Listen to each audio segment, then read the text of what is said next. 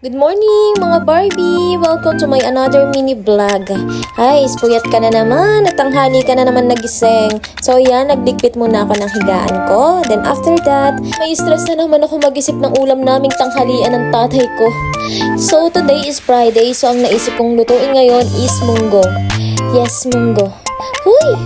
Yan, nagsaing muna si Barbie dahil anong oras at tanghali ka na naman bumangon.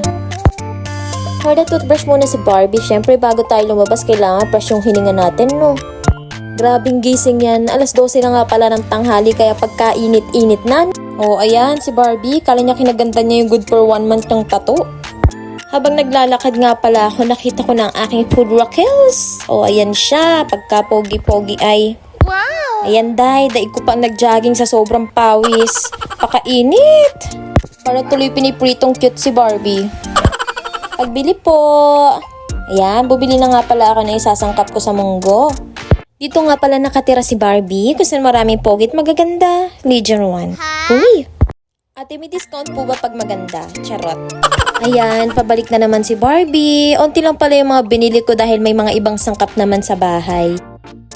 Sumaglit nga pala muna ako sa bahay ng tita ko kasama mga kapatid ko.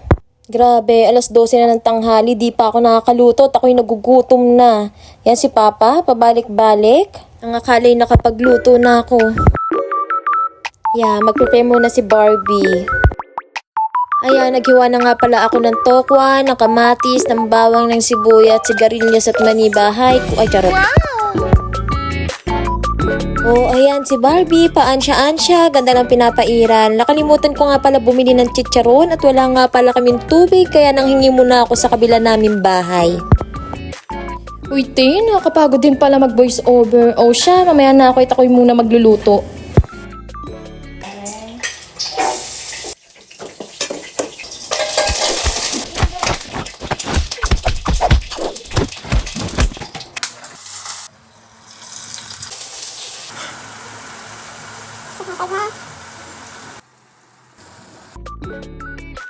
Ayan, habang pinapalambot ko muna yung mugo na sintigas ng mukha ng ex mo, nanood muna ako ng anime. Siyempre, nalaro-laro ko muna yung mga pusa ko. Ayan, nakulo na siya. Ayan, sabi ni Papa nagugutom na siya, kaya pinauna ko na muna siyang kumain. Nga pala, si Papa nakatira sa bahay ko at yung dalawa ko namang kapatid ay nakatira sa tita ko. Nagkatid na rin pala ako ng munggo sa bahay ng tita ko. Yan nga pala yung kapatid ko na ubod ng sexy. Wow! Ayan, so binigay ko na kay tita. Sabi niya, pahingi daw ng plato para daw isalin yung bangkok. Para naman daw makakain na daw siya. Unang tikim, pwede na daw ako mag-asawa. Charot. O ayan, papalik na nga pala si Barbie. Kahit ako'y gutom na. Aba, syempre, mag-prepare na muna ako ng kakainin ko. Dasal muna bago kumain. O siya, pwede na talaga mag-asawa.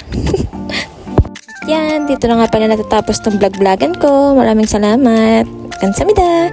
Mwah!